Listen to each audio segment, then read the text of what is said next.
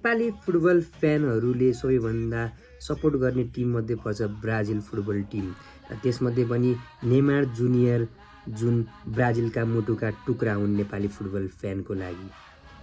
Nepali football फ्यानहरू जब नेमारको selection भएको थियो एकदमै हर्षित र खुसी पनि थिए। तर जुन उनको इन्जुरीको कारणले गर्दाखेरि ब्राजिलको पहिलो गेम जुन मोरोक्कोसँग हुन गइरहेको छ त्यसमा मिस गर्ने कुरा पनि फुटबलको बिगेस्ट प्लेटफर्महरूमा आइरहेको छ। नेमार नहुँदाको ब्राजिलमा घाटा धेरै नै छ, त्यो हामी सबैलाई थाहा नै छ। र नेमार यदि इन्जुरीबाट रिटर्न गर्छन् भने पनि लामो समयदेखि फुटबल जुन इन्टरनेसनल प्लेटफर्ममा ब्राजिलबाट नखेलेका नेमारले यसपालिको फिटनेस इस्यु यदि सुधारेर आउँछन् भने कस्तो पर्फर्मेन्स गर्छन् त? कि नेमारले ब्राजिललाई वर्ल्ड कपको दावेदार बनाएका छन् त? कि ब्राजिललाई फाइनल पुर्याउँछन् त नेमारले? कमेन्ट गर्नुहोला। See you in the next video. जय नेपाल।